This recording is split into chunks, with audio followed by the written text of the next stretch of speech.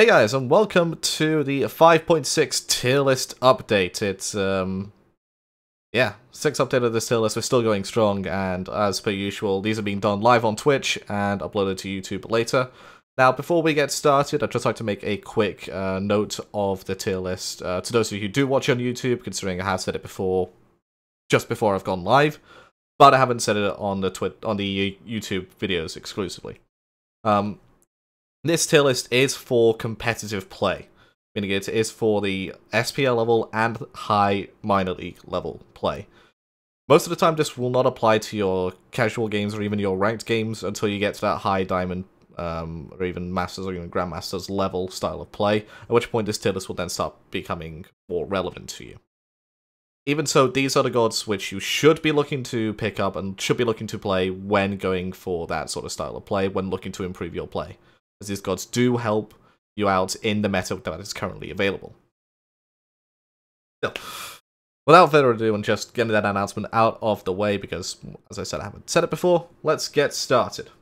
As like last time, I've got a list on my other monitor about which gods are going to be moving, which gods are not, just to make it seem a bit more fluid, a bit more professional, and as per usual, we're going from the very top all the way down to the bottom. But first order of business is Achilles. Where is the new god going to be going? Obviously, we saw him for 1 week already, where he's had mixed reactions on his performance, has played multiple positions. In fact, he's played support, solo, and jungle. 3 positions, tied for the most positions we have seen a character played in.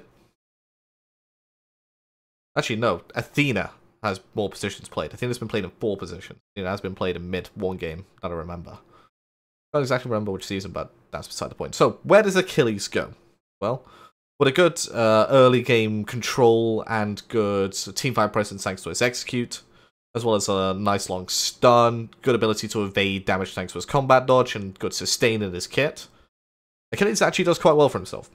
The issue is that his late game presence isn't that much of a factor. Other warriors or other solo lane gods have a better presence than him in those late game teamfights. His execute is really difficult to get off, and coming into a support position, if you play him there, it doesn't offer the same amount of control as you would do a regular Guardian or certain other warriors like Amaterasu. So where does this put Achilles? Well, Achilles, because of his multiple roles that he can be played in terms of a drafting sense, as well as the fact that he performs well in each one of those roles, not the top, but he does well in each one of those roles, Achilles is going to be going down to S-. Welcome to the brand new god of SMITE. We'll be seeing him in a fair few of the games in the SPL. I imagine he's going to be having near 100% pick rate, given that he is new. Given that he is new in terms of a sense to the SPL. There will be games where he's let through, though. There will be games where pretty much every single one of these gods, maybe not these 4, are let through. Speaking of these 4, one of them is going to go bye-bye. One of them is going to be moving down to S, and I'll give you just a few seconds to guess which one it is. Yes, it's Camazotz. Camazotz is going to be moving down to S. Just a small move down. So far in Season 5, he has been played primarily in the solo lane. That's because he's very lane dominant, can bully out the solo lane opponent whilst staying safe and sustaining himself. However, we started to transition away from that. We started to transition away from the solo laner wins lane, therefore he's able to bully out the rest of the game, and more so, well, the solo laners gotten their items online, the solo laners survive the laning phase, he's then impactful in those mid and late game fights, or he's behind, he's starting to rotate though, and he's impacting the mid lane instead of the solo lane, so he's doing his job better than the Camazotz is doing his job. But the Camazotz solo is being depreciative in value. He is still picked up because he can flex into solo lane, he can flex into the jungle, and as we've seen, he can flex into ADC, although it's very dependent on the matchup and the player. His jungle isn't as great as other junglers, but it's still good. His burst ability is fantastic, he's got good camp secure thanks to the insane burst he has on vampire bats, as well as the ability to just be untargetable in a fight by going up into his ultimate. Insane burst damage to follow up off that, as well as the fact that he can blink in just to go untargetable and there's nothing you can really do as a support to peel it off, means he doesn't fall down any further, but his lack of presence in the solo lane from henceforth, like from the last set of SPL games, combined with the fact that he doesn't really have a good matchup against Achilles, combined with the fact that teams are starting to figure out how to play against the Camazotz again, means he moves down. The rest of them are going to stay up here. Although if I could pick one of them to move, it would be Janus or it would be up to SS. I think Janus is the closest we've seen to an SS god for a long time right now. He's in dire need of nerfs, in my opinion. As for everybody else in the S tier category, they're all going to be staying nice and cozy up here. The band of almost S+, almost must-picks every game. You'll be seeing a lot of them. Most of the time you will be seeing 2 or 3 of them in each game. A couple might be let through every now and then, and that's to be expected as teams develop strategies around other picks. Comfortability on other picks takes precedence over whether they're higher up on the tier list or not at a high-level play. As we said before, Achilles is joining the S- rank, and everybody else in the S-, that's right, every single one of these characters is staying there as well. The top end of play isn't really affected too much by the recent changes. There's really just more of a slight shift in item builds thanks to buffs to the Devourer's Gauntlets tier 1, as well as nerfs to Thorns and Hide of the Endymion. Those are really going to be the crux of most of the changes which you saw in the tier list today. And with that in mind, Kuzembo. Kuzembo is going to go down to A-, unfortunately. Yes, he can flex to solo lane and support, but he's just not being picked. He wasn't being picked up when Thorns, when Hide the Endymion line were ridiculously strong. And now that they've been nerfed slightly to the point where you might not be getting both, or you really have to go into both if there's enough auto attackers on the other team, Kuzembo still isn't being picked. He just isn't there. His lane dominance is good, and I feel like he should still be picked given he has the best zone potential of any god in the game, maybe rivaling that of Kumbhakana. Well, Kumbhakana may be rivaling that, sorry. We're just not seeing him played, and we're just not seeing any results from him to warrant him being up higher than he is, with the nerfs coming in to Hide the Endymion line and Thorns. However, he's not going to be left alone from these A+ brethren. Skadi also going to be moving down. As I said before, there's 2 real changes that happened that are affecting the meta right now. First of which was Thorns and Hide the Endymion Lion. The other one is Devourer's Gauntlets. And Skadi, you do not build Devourer's Gauntlets on. As pretty much the definitive ability-based hunter, aside from maybe Ulla and Neith, there's just zero place for it. She doesn't have as much burst and as control as the Ulla, or even as much control as the Neith. She's there to look to kill a lane opponent, and you can't really do that in this meta unless you're really looking to all in a fight and pretty much make peace with you dying yourself because of a rotation from the support or from the jungler.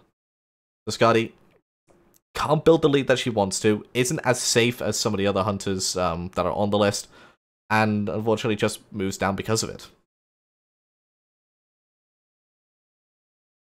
Terra. I'd like to make it perfectly clear, though, that for all intents and purposes, and from a professional standpoint, everyone agrees that Terra is basically a new god. Her ultimate got changed drastically. She got given the root back on her monolith. They redesigned slightly one of her abilities. They redesigned massively another ability. They basically took half of Terra's kit and changed it. And that's not constituting a new kit to high-res, so Terra is allowed in the SPL this week. And is allowed in the SPL from now on, obviously. If it were up to the players, if it were up to me, if it was up to anybody else involved in the Pro League who's playing or coaching, Terra would be in the unranked gods because of her new kit. But because she is allowed in the SPL and because she is gotten some significant changes, we're going to be talking about her. We're going to be talking about her for a fair bit. So what changed with Terra? As mentioned, she did get the root back onto her Monolith Crush. So not only is the Monolith now taking 5 basic attacks to take down rather than 3, it now roots you when she dashes through it for a second. Always fun to have that back into the game. But the trade-off for that is that her ult is no longer global, no longer provides cooldown reduction, and no longer provides movement speed. Which is fantastic. That's a good change. I would be happy with the changes if they were there. Terra might obviously be a bit weaker, but those would be good places to change. That wasn't the end of the change, though. when Terra activates her ults, when allies are in the radius, they get the stones floating around them as per usual. They will heal each second, I believe it is, and then also do a big burst heal once 4 sources of damage have hit them. Enemies are also affected by this, and this is where the controversy comes. This is where everybody's getting a bit annoyed at these changes and why she should be considered a new god. If enemies are affected by this, they have the stones floating around them as well. They take 10% increased damage whilst the stones are floating around them. And again, after 4-6 of damage affect them, they will then take a big burst of damage rather than a big burst of healing. So Terra ult, if you're grouped up for it, is the single most devastating ultimate in the game, because you can't beat it. You can Aegis it, sure, but that's only for 1.5 seconds, and that won't register the ticks of damage needed to get rid of the stone, sorry.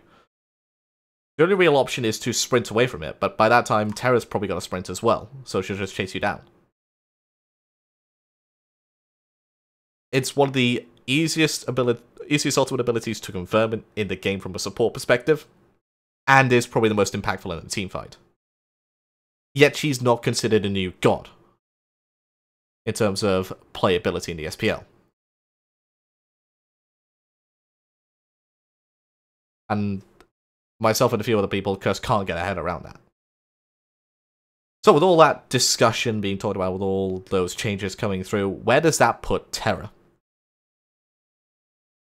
Well, negative from the change. Her ult's no longer global, her ult no longer provides cooldown reduction, her ult no longer provides movement speed. Pluses: more damage, more control, root is back on a monolith. She's going to be moving up to S- with those changes. Not quite in the same tier as Geb and Athena, as I feel, because once her ultimate is down, she really doesn't bring as much control as like a Geb or a Sobek or an Athena. So you really have to win your fights whilst that ultimate has been used. But if you do, and you've played the fights well enough, and you get to the end game, and you're able to do that consistently, Terra's just the most obnoxious Guardian to play against in the game, in my opinion. So that's going to do it for us for the A+ gods. I know that was a bit of a mouthful, a bit of a rant by me, but that's something I just need to get off my chest. In the A category, we have 2 gods moving, and they're 2 gods that, well, we did play a fair bit against Mouse and SK. Ares is going to be the first one to move, and he's going to go up to A+.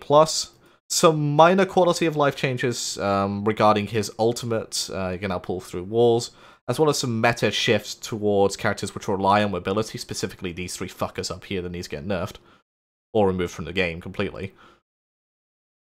Means that Ares is a good pick in the support role regardless of whether it's first or 5th pick, because you deny so many of the top level picks right now, or you force them to pick a composition which deals with Ares primarily, and then has some of the most overpowered gods in the game alongside that. It's only a small change because you still need to be able to play aggressive with him. You can still have the opportunity to be put behind and then be one of the worst gods from behind in the game. But a small change warrants a small movement for Ares. The other god that's going to get moved in this update is Ra. Ra's going to go past Ares all the way up to S-. I don't know about you, but I would much rather have a Ra on my team than a Vulcan, a Raijin, or a Poseidon. Especially Poseidon. You know why. He's incredibly safe right now. CC Immune Ultimate on a 36-second cooldown with max CDR at level 20 is just ridiculous, especially for the amount of damage it does. Good ultimate, good secure on the objectives. Also has quite good lane pressure, I would say. And the sustain is the big thing. When you have gods like Nuwa, gods like Janus, gods like Thoth, who can hit you from such a distance away, whilst being safe themselves, you need that sustain to sustain yourself back up. Our run of Asclepius getting a small buff, that sustain becomes more prevalent and more impactful. Isis, coincidentally, also benefits from this. We said that in the last time, but Ra does move up this patch because we now have the results to back up Ra being moved up. And that's going to do it for us for the changes in A. Changes in A-, nothing. No changes in A-, just Kuzembo, Skadi nestling themselves down there. There is one more god to change in this tier list. And no, it's not Arpash, he will remain C by himself. It's actually a move up. And you guys should be able to tell exactly who it is already. It is Artemis. Artemis is going to be moving up all the way to A. Still has to have the correct playstyle to be played, but with the changes, as we said, to Devourer's Gauntlet's tier 1 coming into play, Thorns and Hiding the Enemy line being nerfed, it's indicative to... it's... well, there. It makes common sense to move Artemis up at this point. We've seen enough performances out of her from multiple players to suggest that she is a good pick in this meta. And she's just so goddamn safe. Yeah, she doesn't have a jump or a dash. But a CC immune ultimate that stuns everybody in a teamfight, one of the more impactful teamfight ultimates from a Hunter. As well as she can trap certain pathways and certain entrances into the lane, meaning it's very difficult to get onto her to begin with. And some assassins like Susano or Daji who instantly want to get straight next to the Artemis can then be hit with a trap. And then be killed because they are rooted and crippled, because they don't just can't move away. Artemis is a strong pick right now in the right hands. She still suffers from the fact that, of course, she doesn't have a dash. Her only real escape ability is her movement speed, so if you catch her without her ultimate up, it's very easy to kill her. But that's really the only drawback for her. Her mana sustain is a bit iffy right now as well, which is something to look into if you're looking to try and play against this Artemis a lot. Or looking to pick it up is just look to sustain the mana or look to abuse the lack of mana sustain if you're playing against it. So that is it for the tier list update this week. It's been a bit of a short one, been a bit more in-depth with some of the changes. What I will say though is, if you want me to explain placements of certain gods, feel free to put a comment below the video and I will do a update at some point describing why I feel some gods are in certain places. I think I might do top 3 or top 5, I'm not sure. But still, that's going to do it for us for the update. Thank you so much for watching, and see you in a couple weeks' time for the next update. Bye-bye.